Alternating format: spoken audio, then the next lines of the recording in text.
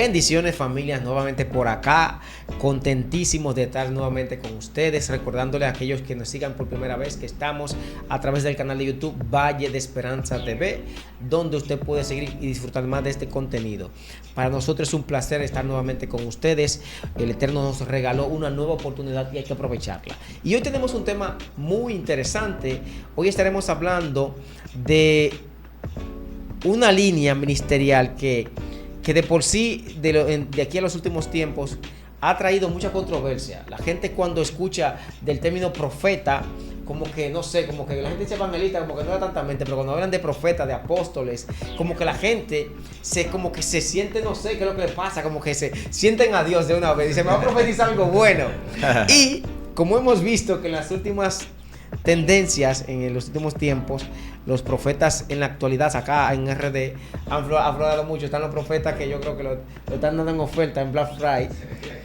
Y estaremos hablando del ministerio profético. Queremos recordarles que estaremos haciendo una serie de los 5 ministerios: los apóstoles, los maestros, los evangelistas, pastores, los profetas y los pastores, de los cuales a cada uno le haremos una sección, porque cada quien tiene sus intrigas, cómo afloraron el ministerio, todo lo concerniente a esto estaremos tratándolo. Pero recordarles también, o decirles que nos hemos dicho, que esta serie tendrá 2 secciones. Hoy trataremos algunos puntos o algunos tópicos directamente de los profetas. Yo siempre acompañado con mi amigo y mi hermano Franklin Romero. Amén. Dios te bendiga, Raymond. Habla, ¿qué tú entiendes de los profetas?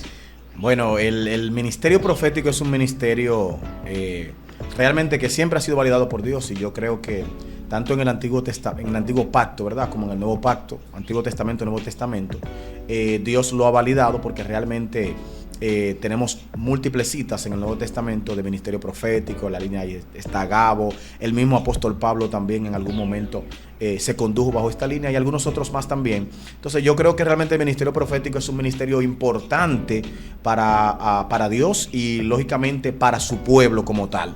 Entonces, desde ese punto de vista nosotros podemos dar por sentado ese aspecto. Y me voy a ir un poquito a una cita bíblica, un poquito atrás, a Deuteronomio capítulo 18, versículo 14, donde Dios le dice al pueblo de Israel: porque estas naciones que vas a heredar, a agoreros y adivinos oyen, mas a ti no te ha permitido esto Jehová tu Dios.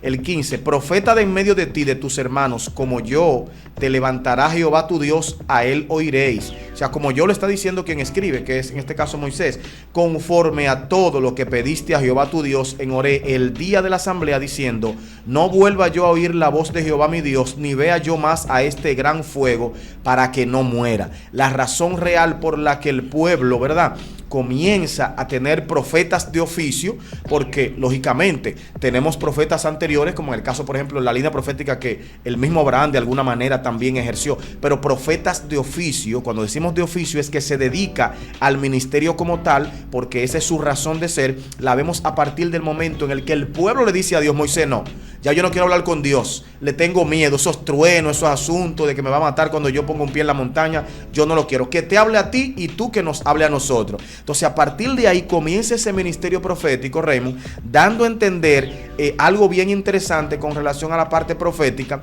y algo que quiero preguntarte yo a ti también: ¿representa el profeta a Dios como tal? ¿Y cuál debe ser el cuidado, si es así, claro está, que debe de tener el mismo al representar a Dios? Sí, mira, vámonos a número 12:6, dice, okay, y les dijo: oíd ahora mis palabras, cuando haya entre vosotros profeta de Jehová, le apareceré en visiones, en sueños, y hablaré con él.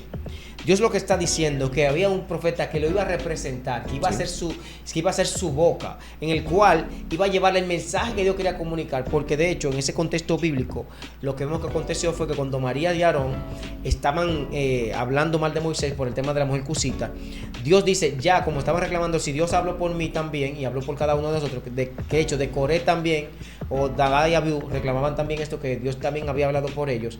Dios le dice: vamos a hacer una diferencia. Yo voy a hablarle a mis profetas, yo le voy a hablar directamente, y ellos van a transmitir el mensaje que yo ponga en su boca. Por ende, el profeta de aquel tiempo y todavía en la actualidad, que es dirigido por Dios, es el hombre que representa a Dios aquí en la tierra para dar un mensaje que Dios le ha dado a través de la línea profética que él estableció, trayendo en sí acontecimientos buenos, por decirlo así, en un contexto, y acontecimientos quizás no tan favorables para un pueblo o una nación. Pero Dios lo que busca al final es corregir al pueblo, como lo hacía el pueblo de Israel, corregirlo para que caminen en pos de él. De hecho, la mayoría de las veces que Dios levantó profeta era para que el pueblo escuchara su voz, porque se había ido detrás de otros dioses. Vemos que Dios le decía, este pueblo, estos pueblos siguen a quienes, a esos agoreros, a esas personas que practican todo tipo de hechicería y de brujería. Ustedes no lo van a escuchar a ellos, me van a escuchar a mí. Pero ¿qué hacía el pueblo? Lamentablemente se iba en pos de esos dioses, y Dios tenía que de tiempo en tiempo levantar a alguien que fuera y diera el mensaje que Dios tenía para ellos en ese tiempo, para que ellos se arrepintieran y volvieran directamente a la fuente o a la línea o el camino correcto que Dios había establecido para ellos. Hay algo interesante que dijiste, y es el aspecto de que Dios lo escogía y Dios le hablaba. Un aspecto bien importante del ministerio profético y del que tiene don de profecía, que son dos cosas diferentes que podemos verla más adelante, es el aspecto de la escogencia. Pero cómo alguien puede validar que Dios lo escogió como profeta. Hay un versículo bíblico básico en ese sentido, ¿verdad?, que establece que aquel profeta que hable de parte de Dios y no se cumpla lo que dijo Dios, pues entonces no es profeta de Dios. Es simple y llanamente lo que dice más adelante el Nuevo Testamento, cuando dice que por sus frutos vamos a conocer al árbol, y realmente nosotros conocemos al creyente. Entonces, una razón para nosotros validar el ministerio profético en alguien es ver lo que está diciendo. ¿Por qué digo esto? Porque realmente, a pesar de que nosotros hemos avanzado en muchos aspectos y tenemos mucha gente creyente en el mundo entero, también los ministerios de alguna forma, pues lógicamente se han masificado. Porque si tú tienes 100 cristianos, de 100 cristianos te van a salir 2 o 3 profetas. Pero si tú tienes 1.000.000, se supone que por lo menos casi hay 100. Entonces, realmente la muestra representativa que hay del ministerio profético hoy en día es mucho más amplia, y por eso hay que cuidar mucho más la forma, en la certeza, en la manera de hablar, en todo lo que tiene que ver con eso. Ahora, yo te pregunto, con relación al mismo contexto en el que tú hablabas, me trajo a la mente hacerte la siguiente pregunta. Si realmente tantas personas quieren desde hace mucho tiempo atribuirse un tema de revelación, un tema de que Dios me habló, un tema de que Dios habló a través de mí, ¿cuál debe ser entonces, verdad, la validación o el cuidado que debe de tener el pueblo para escuchar a alguien que dice que habla de parte de Dios? Lo primero que dice Amós 3:7, porque no hará Dios Jehová nada, el Señor, sin que se lo revele en secreto a sus siervos los profetas. ¿Cómo se lo en revela? Secreto, Okay. No en público. Exacto. No es que Dios me reveló y lo voy a subir a las redes. De hecho, los profetas se levantaban de tiempo en tiempo cuando Dios señalaba, porque claro, no eran sus palabras. Dios levanta a este profeta, lo envía a una misión específica, a dar una palabra contundente, dependiendo cómo sea la palabra, y Dios ejecutaba según el juicio, si tenía condiciones o no tenía condiciones, porque profecía que tiene condiciones. Pero habían condiciones o situaciones en las que Dios directamente tenía que ver una evidencia de lo que iba a pasar. Un ejemplo, cuando vemos el contexto bíblico de cuando fue el profeta joven con el profeta viejo, no recuerdo el contexto bíblico, la línea bíblica, pero dice que justamente cuando está declarándole a Acab, que dice altar, altar, así te dice una evidencia automáticamente. Exacto. Esta persona cuando levanta la mano, automáticamente al que dice prenderle, se le queda la evidencia de que fue Dios que lo mandó. Exacto. Automáticamente a él se le queda el brazo encogido. Jeroboam. Él tiene que orarle, ¿para qué? Para que se restaure el brazo. Es evidente que eso fue Dios que lo envió. Claro. O sea, no es simplemente darle la palabra, es que la evidencia de lo que va a fortalecer, a establecer esa palabra, lo que va a secundar, a validar esa palabra, es lo que Dios va a hacer después de la palabra establecida. Cuando Dios da la palabra establecida a través del profeta, hay una evidencia que va a traer va a quedar de manifiesto que fue directamente Dios que estableció esa palabra. No fue alguien que se inventó. Dice que Dios se lo revelaría a sus siervos, los profetas, en secreto. No en público. Dios le manifestó en secreto lo que él va a beneficiar en público. Ahora, la pregunta que yo te hago en ese sentido, ¿a qué público el profeta le va a manifestar lo que Dios le reveló en secreto? A los hombres de Dios, a los que tienen el corazón listo para escuchar la voz de Dios. De hecho, si vemos, Dios no le envió profecía directamente directamente, cuando digo directamente, de que se ejecutaran en manera inmediata a pueblos paganos directamente. Claro que vemos que habían profecías sobre Lamed, que iba a ser destruido, sobre Amalek y así sucesivamente, pero eran futuras. Pero si hacemos el análisis con relación a las demás naciones, Dios vivía de tiempo en tiempo hablándole a sus hijos. ¿Para qué? Para que sus hijos volvieran a donde Él, para que volvieran a sus pies. Entonces la finalidad de Dios es hablar al pueblo para que se acercaran a Él y se apartaran de su mal camino. Dios no te venía a profetizar un carro, una casa, una jipeta. Dios no hacía esto, porque eso es vanidad. De hecho, yo no he escuchado en ningún contexto bíblico que Dios le está profetizando prosperidad a ninguna persona en particular como tal. Bueno, yo te profetizo que tú vas a recibir un vehículo. No, Dios no hacía esto. El enfoque de Dios era que el pueblo se apartara de estas líneas, sí, lamentablemente, que se habían ido a la corriente de los demás dioses y volvieran al camino a lo que Él estableció para ellos. Por eso dice Amós que Dios no iba a dejar nada sin que se lo revelara a sus profetas, para que el pueblo volviese a sus pies. Sí, es bien interesante ese aspecto, porque ahí tú estás diferenciando dos cosas. Estás hablando del ministerio profético y estás hablando del don de revelación. Son dos cosas bien diferentes. Aunque el ministerio profético necesita la revelación, quien tiene el don de revelación no tiene por qué ser profeta. ¿Qué significa? Que el que tiene el don de revelación no necesariamente se le está indicando que hable. Y eso hay que tenerlo bien claro. El profeta se le indica a quien hable, pero el profeta tiene una línea a quien hablar. Cuando nosotros vemos, por ejemplo, la distribución profética del Antiguo Testamento, que yo recuerde, ninguno le habló al pueblo.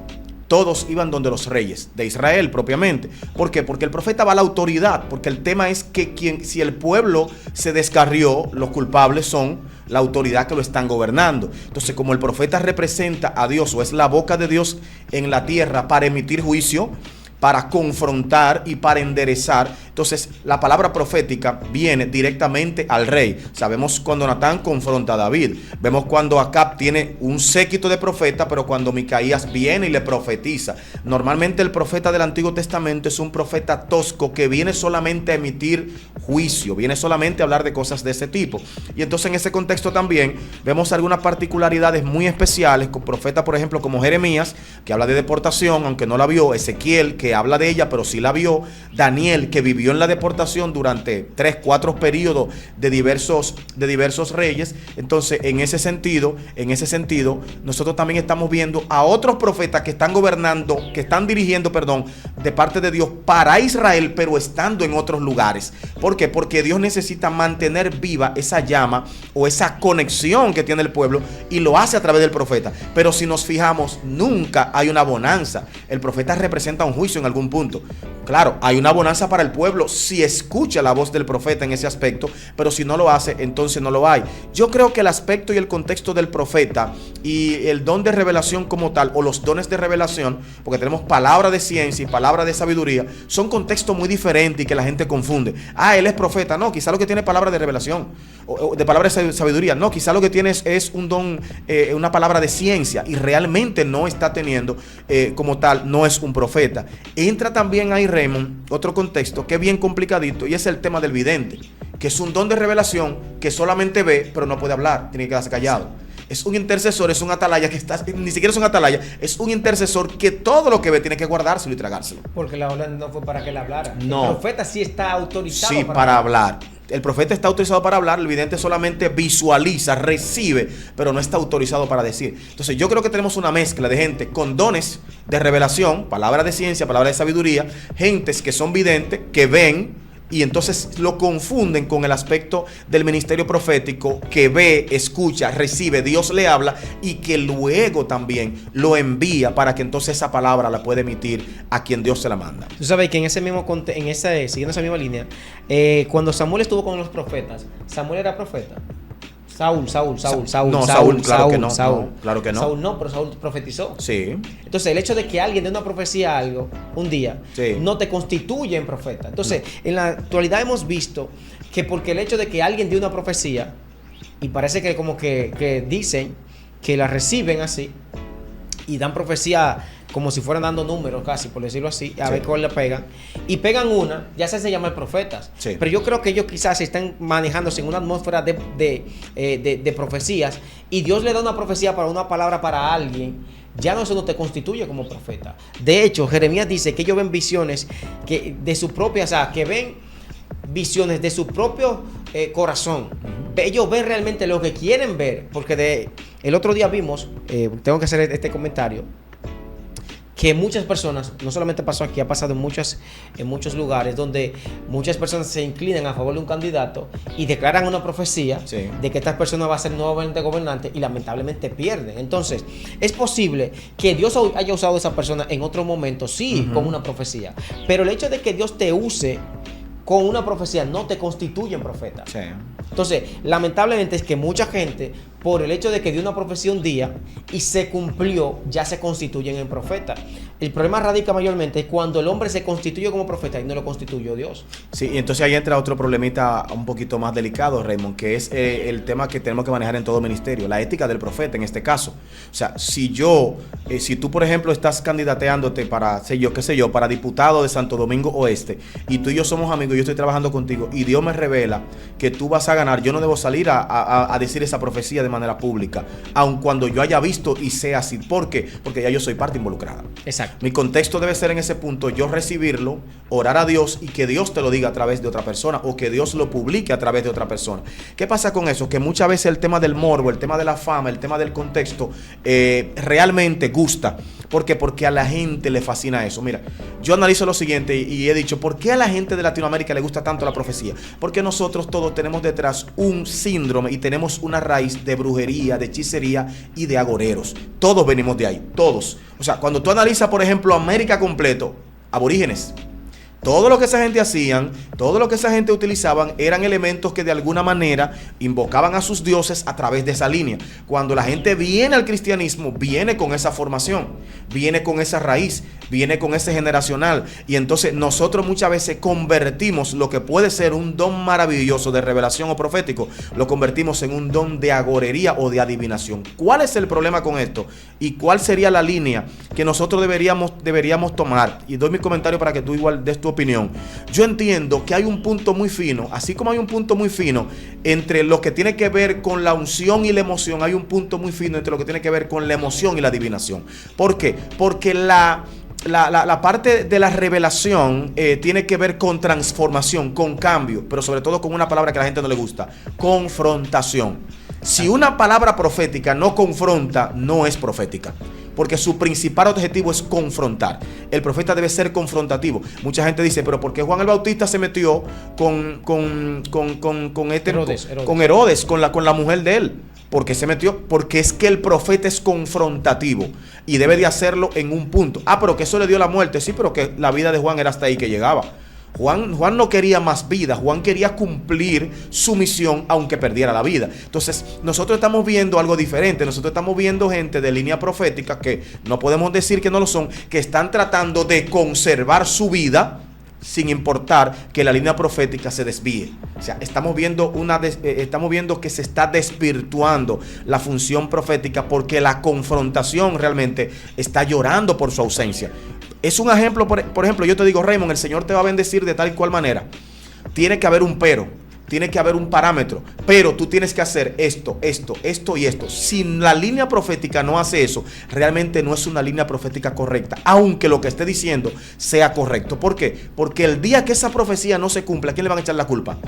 Al profeta. Por eso la parte confrontativa y la parte de los límites se establecen, o Dios la establece, para que el día que haya un problema, la persona diga, realmente hice lo que Dios me dijo a través del profeta o del hermano que tenía el don de revelación. Entonces te pregunto yo igualmente a ti, ¿qué consideras tú que está pasando con este aspecto de la línea profética acercarse tanto a la adivinación?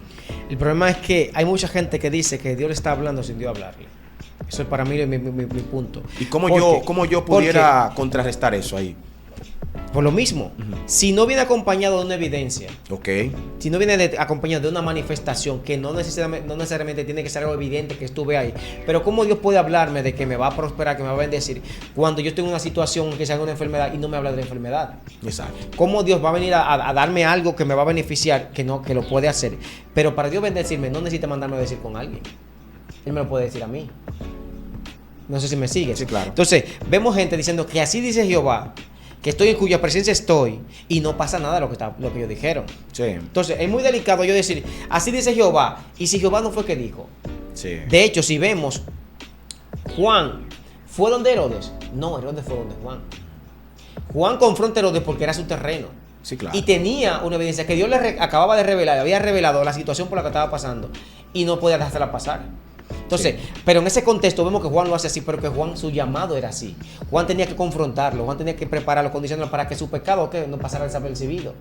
Pero vemos gente que dicen recibir visiones de Dios y dicen lo que Dios le dijo de manera pública y hacen evidente, hacen que sea un aparataje, pero no vemos el resultado de lo que Dios dijo. Entonces, tenemos dos aspectos. O Dios es mentiroso, sí, o tú te lo inventaste.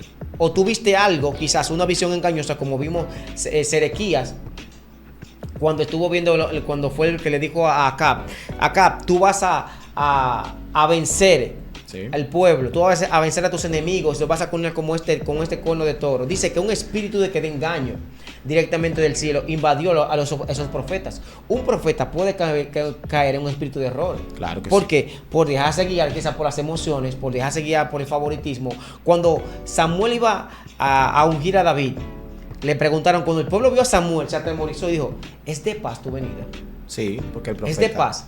Porque el profeta no viene a traer buenas noticias, no es un carro. Dios puede bendecirte, no me malinterprete. Dios puede bendecirte de mil maneras, pero te lo vamos a hacer decir con un profeta cuando Dios te lo puede decir a ti.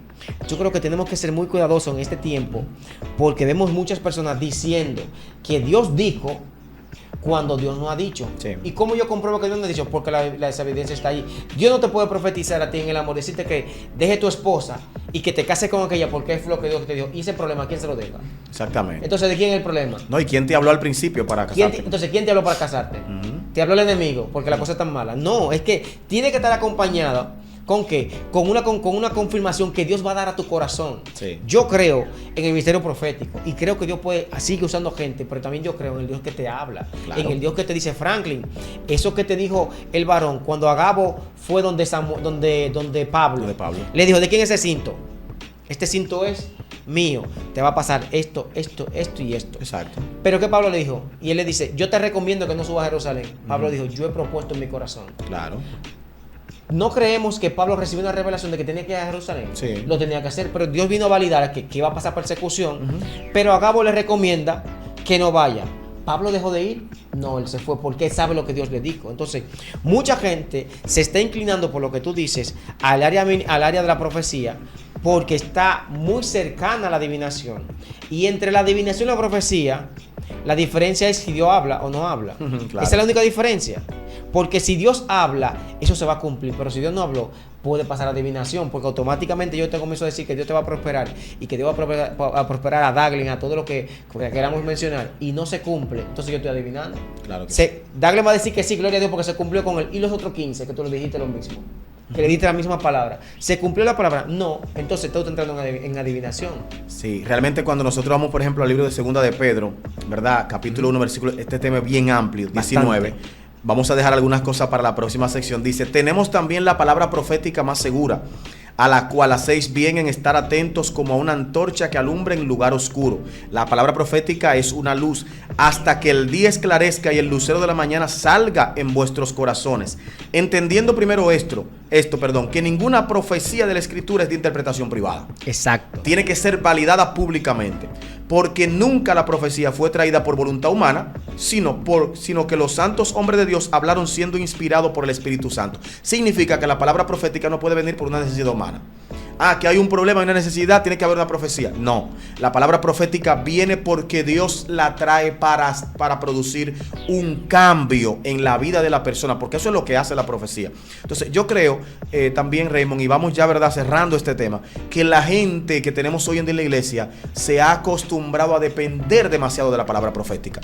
Y eso ha generado una ola, lógicamente, de profecías y de profetas que no existían en la antigüedad. Hoy la gente prefiere recibir una palabra de alguien que sentarse, ¿verdad?, a leer la Biblia y buscarla en la Biblia, o a buscarla en oración en el secreto con Dios, porque es mucho más fácil, es mucho más cómodo, y entonces tú piensas que porque esa persona tenga fama es seguro. Una cosa no tiene que ver con la otra. Nosotros estamos viendo fama de profeta hoy en día porque está en la Biblia, pero yo no creo que Elías fuera un profeta famoso.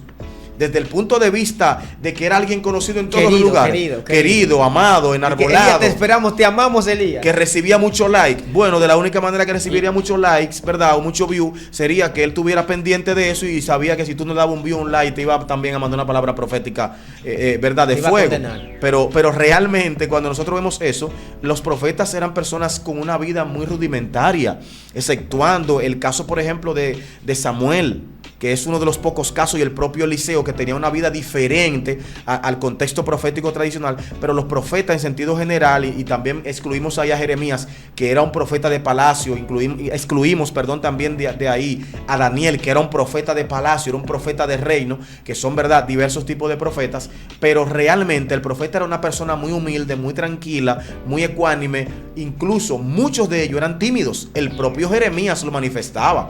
Entonces, todo eso es importante que nosotros lo veamos para que entendamos la realidad del ministerio profético. Y yo digo esto para cerrar, Raymond. El ministerio profético es necesario. Fue necesario, ¿verdad? Es necesario y será necesario. Pero necesitamos hombres y mujeres adiestrados por el Eterno, utilizando la palabra de verdad, utilizando las escrituras, utilizando los dones de revelación, utilizando el contexto bíblico y la confrontación cuando el Padre la dé, para entonces hablar al pueblo. Y muchas de esas profecías no son para el pueblo, son para quienes lideran al pueblo, y por lo tanto no es para decirle en público, es para decirle en el aposento, para decirle en la oficina, y luego si no se cumple en ese punto en la oficina, entonces Dios dirá en algún momento cuándo se publica. Pero yo creo que el ministerio profético tenemos que preservarlo, cuidando la manera y la forma en la que estamos nosotros operando en este tiempo. Sí, tú sabes que, para ir cerrando también, yo entiendo que también, así como hay muchos profetas que se levantan, que se van en la línea profética, que por alguna razón dicen que Dios le dijo y al final no acontece como Dios estableció, yo creo que también el pueblo tiene que estar atento a lo que Dios dice, no lo que dicen los profetas. Porque un profeta puede equivocarse, un profeta puede recibir una palabra y entender que fue Dios que se lo dijo y equivocarse. Somos seres humanos, no podemos equivocar. Pero el problema es que hay gente se han acostumbrado, la gente se está acostumbrando a ir detrás del profeta, a buscar al profeta, a pedirle consejo al profeta. Con el profeta quieren hacer todo. Sí. Pero no van directamente a la fuente eterna, que es Cristo Jesús, o a Dios directamente. Para que Dios sea que te hable. Dios te va a hablar, te va a dar más de lo que te pueda dar a través del profeta. Yo no creo que sea necesario, para concluir, que yo tenga que ir directamente donde el profeta, cuando yo tengo un Dios que me escucha, que me oye, que me ama, que puede hablarme a cada momento y decirme: Rey, la palabra que yo te mandé con el profeta Daglen es verdad, pero también la palabra que te envié con fulano de tal era mentira. Dios te puede validar todo eso, pero siempre y cuando lo busquemos de corazón y a Él primero, antes que los demás. Yo creo que sí, yo creo que realmente necesitamos darle ese valor, ese ímpetu a ese ministerio que realmente lo amerita, y el pueblo debe involucrarse más. Yo creo que debemos de ver el profeta como alguien que viene a confrontar con una palabra de Dios en un momento bien específico, pero tenemos que respetar y cuidar ese ministerio. Así que te recordamos que nos puedes seguir a través de nuestro canal de YouTube, Valle de Esperanza TV. Puedes compartir este contenido si lo consideras interesante para ti y para los demás, y estaremos subiendo más contenido y nos veremos en la próxima sección. Bendiciones.